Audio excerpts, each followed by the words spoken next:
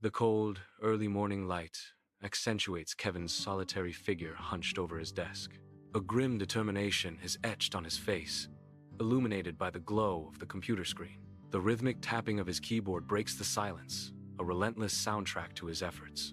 He takes a large gulp from his third coffee, the caffeine a fuel for his unwavering focus. The empty, silent office amplifies his isolation as he confronts the challenges ahead. His eyes, bloodshot but resolute, reflect the intense pressure and the weight of his mission. The office doors burst open as Marcus storms in, disheveled, a crumpled coffee cup clutched in his hand. Sweat glistens on his brow as he clutches a half-eaten bagel. He clumsily attempts to smooth down his unruly hair. His hurried entrance contrasts sharply with the calm of the reception area.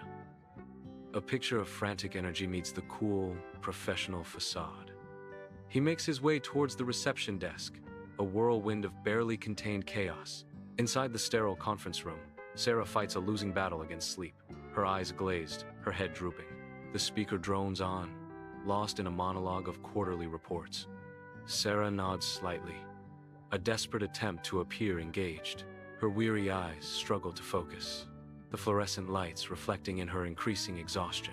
Unseen, the speaker remains oblivious to Sarah's silent struggle. Dave stands frozen before the open refrigerator, his face a mask of disbelief and slow-burning fury. The stark emptiness on the shelf screams of betrayal. His meticulously prepared sandwich is gone. A small, innocuous note is stuck where his lunch once rested, a silent taunt in the sterile kitchen. His eyes narrow, the gears of retribution already turning as he stares intently at the note. The fluorescent lights hum, casting a cold, indifferent glow on Dave's escalating anger.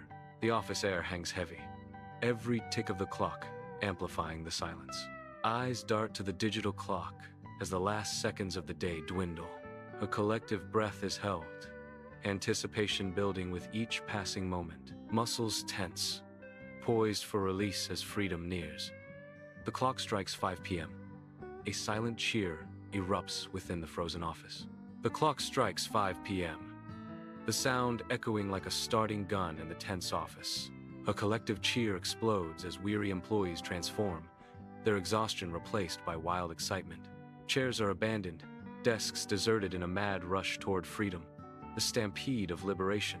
Papers fly like celebratory confetti as the air fills with shouts of pure, unadulterated joy. The office, moments before a prison, now echoes with the triumphant sounds of escape. The office is alive with music, transforming the mundane into a vibrant dance floor. Employees abandon their desks, surrendering to the rhythm in a spontaneous celebration. Laughter echoes through the aisles as colleagues share uninhibited joy. Even Kevin, the office stoic, is caught in the infectious revelry. A rare smile graces Kevin's face as he indulges in a celebratory soda. The air crackles with camaraderie as the work week concludes in a burst of pure elation. The conference room is a disaster. Pizza boxes, crumpled napkins, and sad party decorations paint a picture of post-celebration chaos.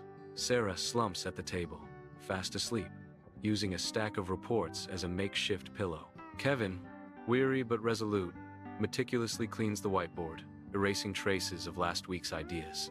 The deflated decorations droop, a silent testament to the energy and excitement that once filled the room. Amidst the disorder, Kevin's focused cleaning contrasts sharply with Sarah's deep slumber. Marcus holds court by the water cooler, his animated gestures commanding the quiet office's attention. His voice booms, each word painted with exaggerated detail as he relishes his role as the storyteller. Co-workers gather, drawn in by his vibrant narrative. Marcus, lost in his tale, thrives on the captivated audience. The water cooler becomes a stage for Marcus's performance, transforming the mundane into the extraordinary. In the printer room, a machine stubbornly jams, halting productivity. Concern and irritation ripple through the office employees. A small group of office employees huddles around the printer, offering advice in futile attempts to clear the paper jam. Unsolicited advice fills the air as employees try to dislodge the stubborn paper. Frustration grows as the line of employees waiting to use the printer lengthens. The jammed printer becomes a focal point of shared annoyance.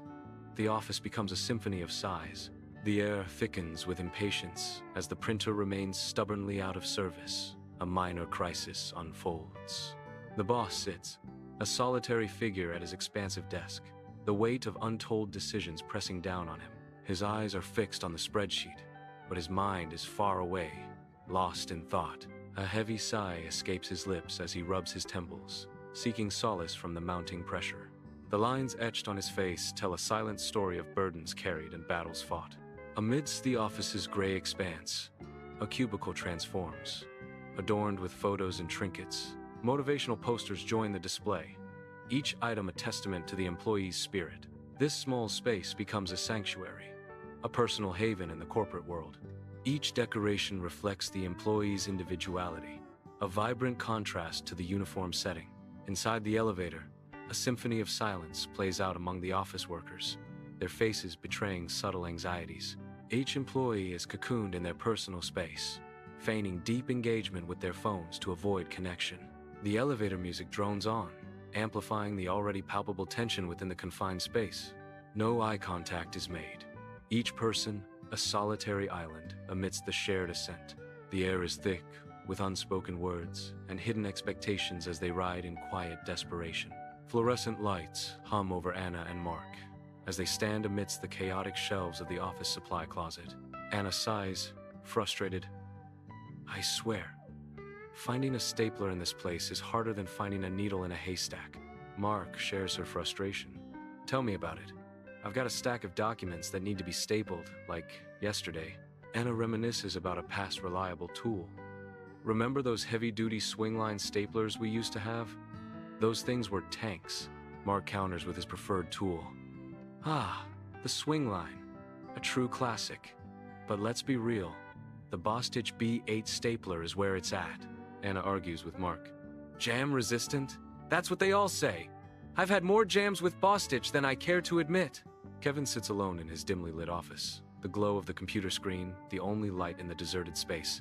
Engrossed, he stares intently at the screen, oblivious to the late hour and the silent world outside. The dark office fades into the background, his focus entirely consumed by the digital world before him. He is a solitary figure, a silhouette against the bright light, lost in the depths of his work. The office building exhales its occupants into the sunset. Laughter echoes as employees flood the streets, ready to embrace the freedom of Friday evening. Golden light bathes their faces, each step away from the office, a step closer to the weekend. The air vibrates with the collective sigh of relief as the work week fades into memory. Conversations bubble and excitement mounts as weekend plans begin to materialize. The setting sun paints a picture of liberation, celebrating the end of the grind. Different roles, same mission. We survived another day. Work hard, laugh harder, and always protect your peace.